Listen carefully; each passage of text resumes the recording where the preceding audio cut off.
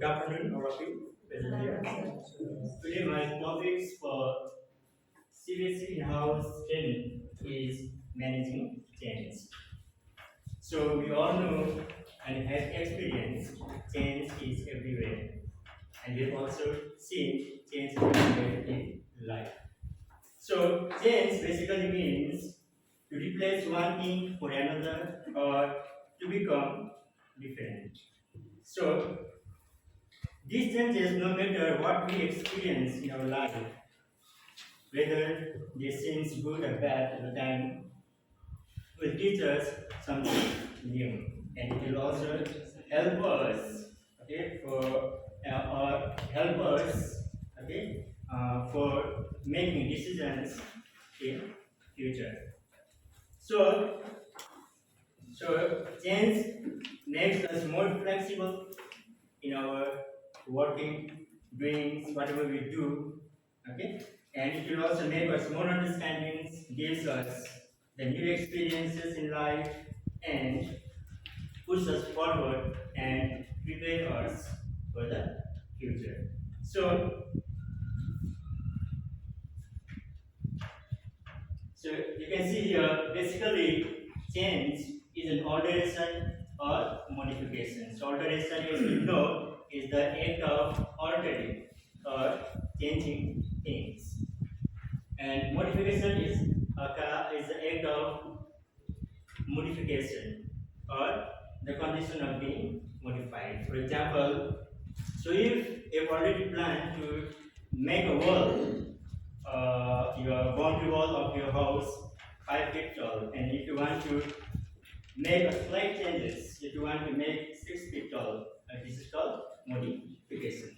So likewise, in our so as we all work in our organizations, so sometimes we also need to alter or needs to change or modify our teaching strategies. Suppose you are teaching particular methods in the classrooms, for example, question answer methods, and if you think there should be a demonstration method also while teaching science, geography. So you are making a slight change, you are altering, as well as you are adopting, modifying your teaching styles.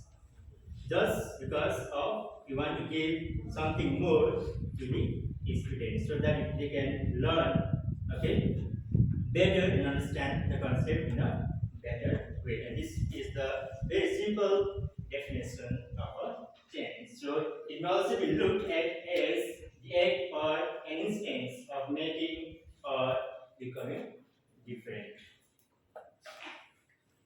So 5 reasons why change is important. So number 1, change makes life exciting. So sometimes it can be scary, sometimes it can be tough when we experience change in our life, but in return it gives us, okay, new experiences. Okay, these experiences will definitely help us, okay, in making decisions, doing things, learning things in the future.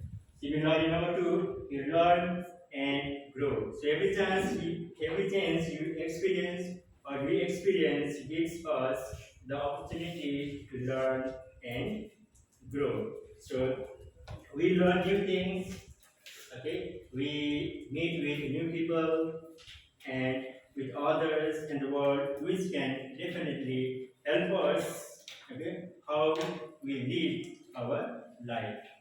Similarly, number 3, change can bring new opportunities. Yes, definitely, but it will bring new opportunities, and it will. So if we learn new skills, okay, it will definitely help us, okay, in doing our day-to-day work and things, and it will also open new doors for us. You can move or you can change from one work to another work if we have, okay, better skills and better skills and values, okay, and so many other things. Next, we can realize our strengths. So there's no doubt, Okay, change can be scary or it can be tough. But when you go through this toughness, okay, difficult situations, okay, we realize our potentiality. Okay, we will know how, okay, better we can do the things in our life. So next one, our chance to evaluate our life. Our chance is a perfect opportunity to re-evaluate our life also. We can look back at the things, whatever we have done in the past, and we can relate to the present situations and can re-evaluate our life. And it is only possible when we bring change in our life, in our teaching strategies when we go and teach in a class. Now let's go to the main topic, change management. So what is change management? So change management encompasses all activities aimed at helping an organization successfully accept and adopt new technologies and new ways. So effective change management enables the transformation strategy, processes, technology, and people to enhance performance and ensure continuous improvement in an ever-changing environment. That means, so we can say, so change environment or not environment management, it binds all the activities. Okay, and these activities, okay, the main aim and objectives of these activities is to make the organization successful, and, and it also helps the organizations to accept and adopt new technologies, strategies, processes, etc., etc. And the main reason behind it, behind the change, is to make the organization more effective in doing their work, and also to make the organization more powerful and more efficient and effective in their working systems. So, for example, of change management, so, uh, so before last year, so we have experienced the COVID-19 crisis, the pandemic crisis. So during that time, the government of India, the state government, even the local authorities of a particular area adopted good restrictions, movement of people and movement of vehicles. They also uh, uh, took out guidelines, okay, to put out masks when we go out of the house, when we to buy our essential components, goods, to make a physical distance, social distance between people, just to combat or just to combat the spread of coronavirus. So this is also one of the good change management, which is done by the government and also by some local authorities. So this is uh, how change management is done, and it is just done just to make organizations effective in their dreams or in their work. So managing change or change management is organizational or management discipline which is focused on increasing the organization's ability to and adopt new ways of going about business activities. So there is a process of change which is developed by Carl Lewis, a German American psychologist. So he developed the model of change involving three steps. Number one is unfreezing. or present behavior, that is let go of old ways. That means so old behaviors, ways of thinking, processes, and organizational structures must all be carefully examined to show how necessary a change is for the organization to create or maintain competitive advantage in the marketplace. So, unfreezing is like before cooking of frozen meal.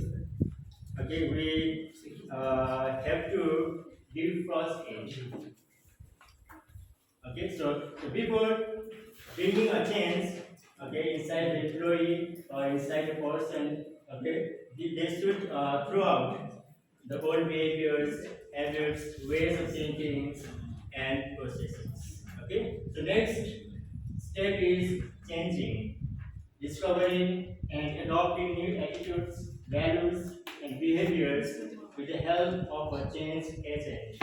So change agents may be innovators, managers, principals, teachers, guardians, consultants, etc. etc. So during the changing stage, people begin to learn the new behaviors, processes, and ways of thinking because they all freeze their minds. Okay, they empty the whatever the old habits the people they have unfreeze. That's why during this process they can learn new behaviors, habits, attitudes, and values in step two during changing process. So throughout this process, employees should be reminded of reasons for the change and how it will benefit them once fully implemented. So this should be reminded again and again why there is a change. Why? What is the purpose of the change? Okay. The next step is rephrasing. That is putting the new behavioral pattern into place by means of supporting or reinforcing mechanisms to make it the new norm or habits. Means, so many refer to it as rephrasing. So in as rephrasing to symbolize the act of reinforcing, stabilizing, and solidifying the new states or behaviors, skills, ways of thinking, after the change. So after unfreezing, changing, and again step three, refreezing. So during this process, we will have to cement it. So whatever the ways, the skills, the behaviors, attitudes were learned, from outside. So the changes made to the organizational processes, goals, and structures are accepted and refrozen, in the new norm in the final step three. That's why this process or step is called rephrasing. So efforts to be made to guarantee the change is not lost. Rather, it needs to be cemented into the organization's culture and maintained as acceptable way of thinking and doing. So this is all about the process of change, which is given by Carl Lewis, a German American scientist. Now let's have a look at the forces of change, factors affecting the forces of change. So there are the forces of change can be categorized into two groups. One, internal, and it includes the changes in organizational goals and objectives. So every organization has its own goals and objectives. Number two, organizational climate change means the ways how the workforce, okay, work in a particular organizations. That is changes in the workforce, that is employees, can also affect the change in management, organizational structural change. It refers to assigning duties and responsibilities to the members of the organization, can also bring some changes in the organization. Job, technology change, and employee goal change. Next, external forces of change. One is politics, so government laws, government rules, regulations sometimes can also restrict again the proper functioning of the organizations, that can also affect the efficiency and the effectiveness of the organization. Number two, economics and globalization.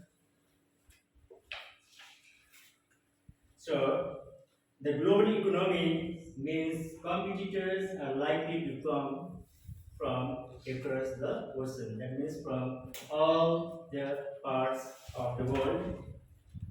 This has led organizations to think globally. So globalization for institutions means rethinking the most efficient ways to use resources, disseminate and gather information, and develop people. So it requires not only structural changes but also changes in the minds of the employees. Number three, competition and technology, so which is one of the main external factors of any organizations, because nowadays almost all the businesses uses computers and technology.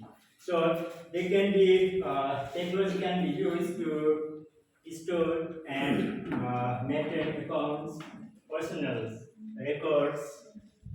They can also be used to manage projects, okay, create presentations and reports. So this technology can also be used to enable communication between people, both within and outside the organization.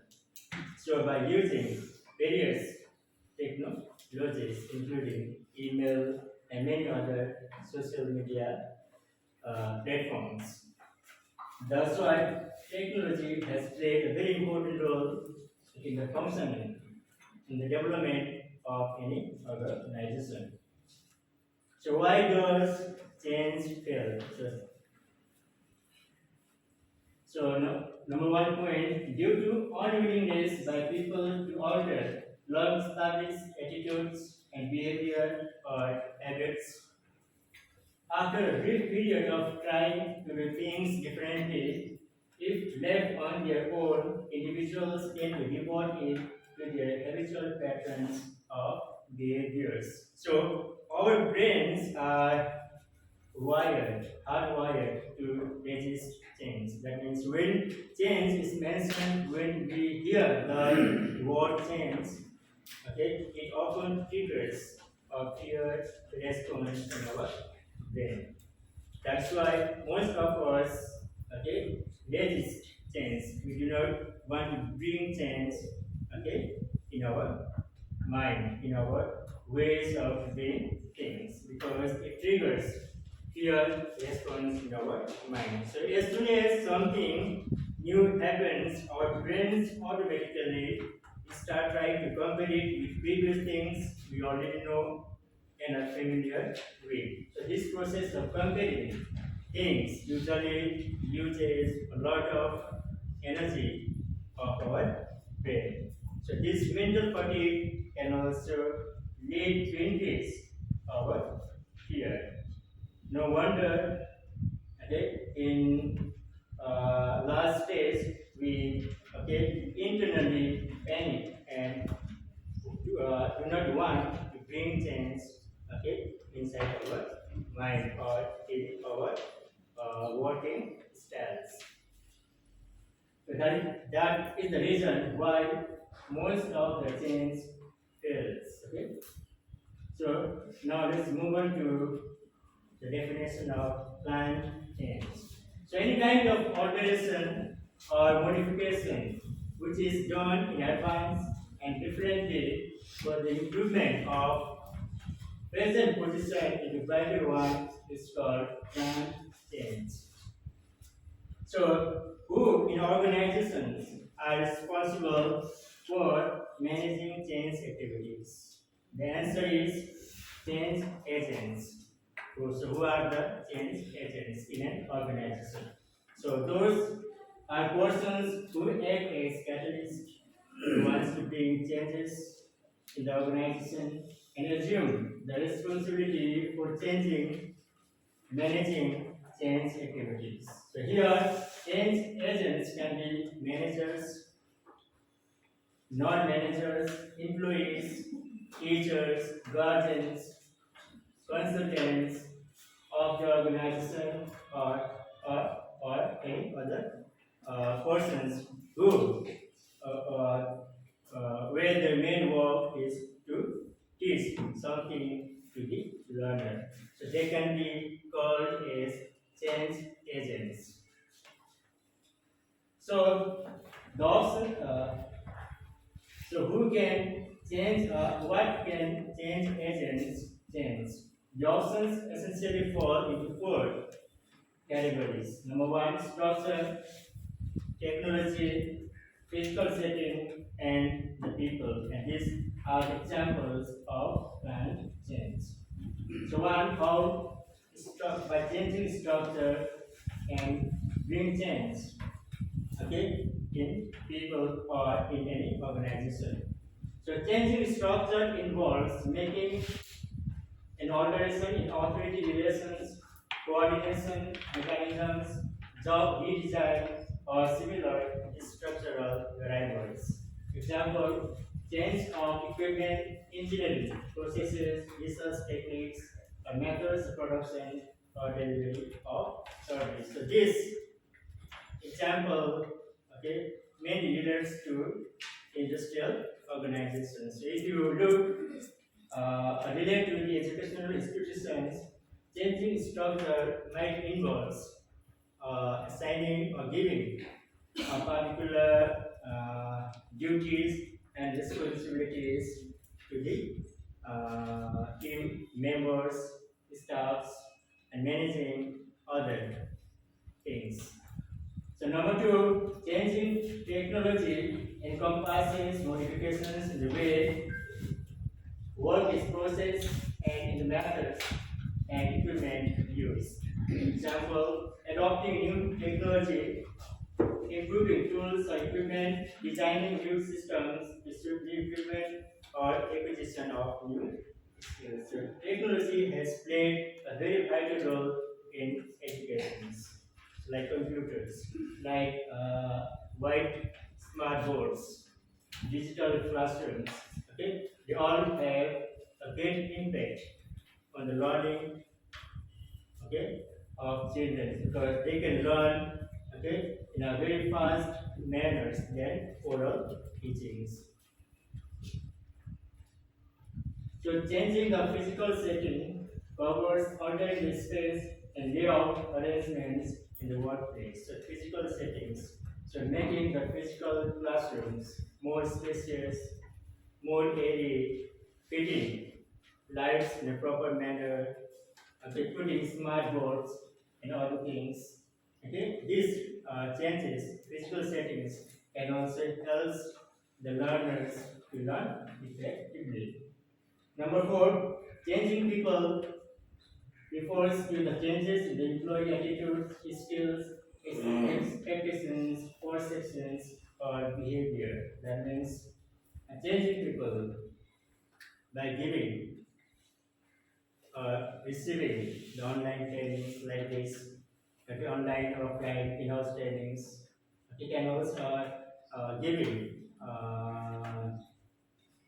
proper trainings, okay, how to teach the class and changing the attitudes, okay, and learning skills, behavior can also help the organizations to grow. So So evaluation is also very important after change. So reaction. So assess employees, teachers, students, okay, what they learned, okay, after the year.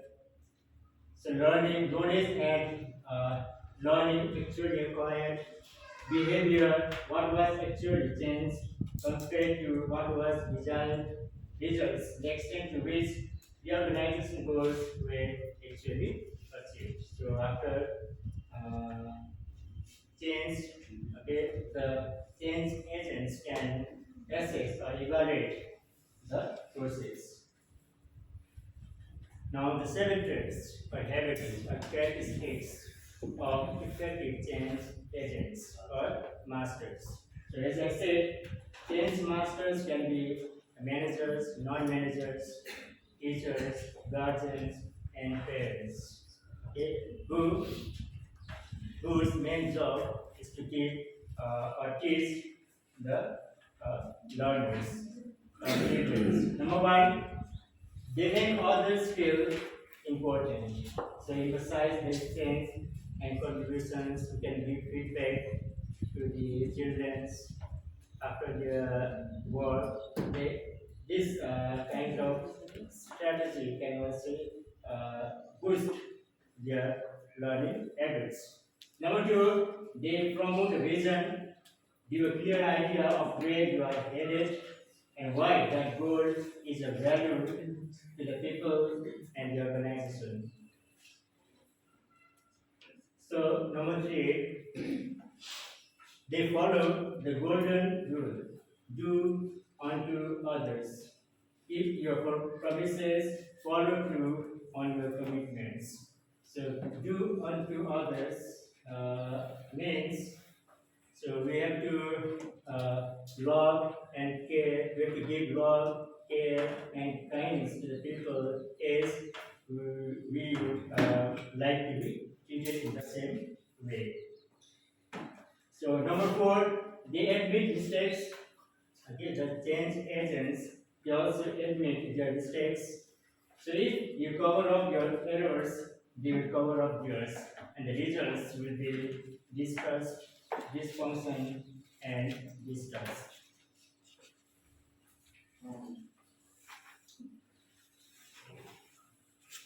Number five, they praise in public and criticize in privacy. So be a source of enthusiasm and positive thinking, beware of gloom and doom. So beware of gloom and doom means it's a kind of attitudes or feelings where the things always go in the wrong directions.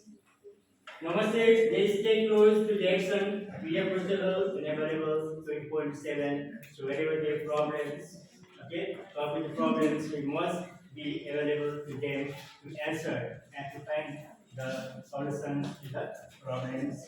Number seven, they make a game of competition, set goals and awards, celebrate successes, use measurement and metrics.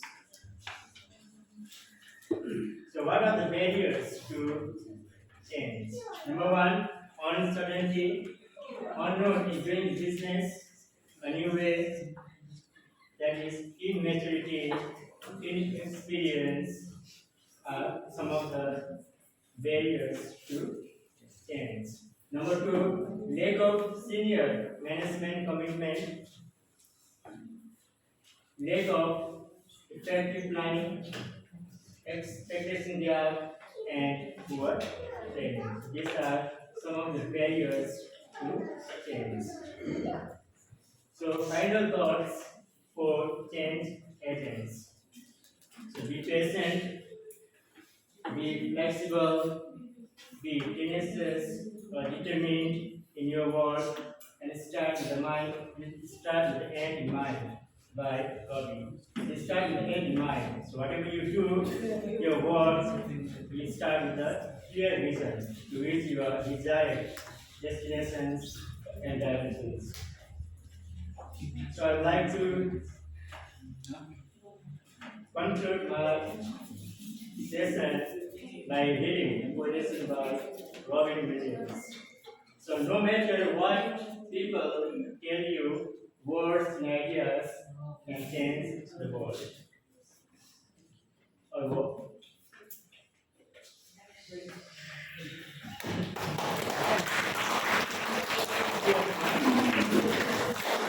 And thank you, Mother Festival, for giving me an opportunity to speak on today's topic. And I'm grateful to Mr. also, in charge of CBC House Training, for its help enforcement, and to all the teachers for your presence and for this dinner. Thank you. All teachers, we have a great day and happy International Women's Day.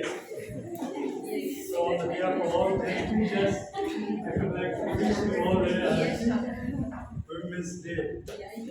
And because nowadays we see in the country, so many women are involved in politics and also in other areas like hospitals. So many women are working in hospitals, institutions, so they are contributing a lot. So today it is the day to celebrate all social, economic, cultural, and political achievement of women. So today let us pray to God that God will bless them with all wisdom, talents, and let them contribute more and more to the society wherever they are working. And today, we have already attended two in-house training programs. And Akib, first of all, we would like to thank Akib for having taught us about value education. And you know that value education is very important idea or values, we I say, because all the values are very important. Educational values like moral values, spiritual values, and all other values he highlighted. It is a very great thing for each one of us that we have to adopt and we have to implement in our life, and that will help us to become responsible and sensible person. And also, let us give a big hand for Kakes.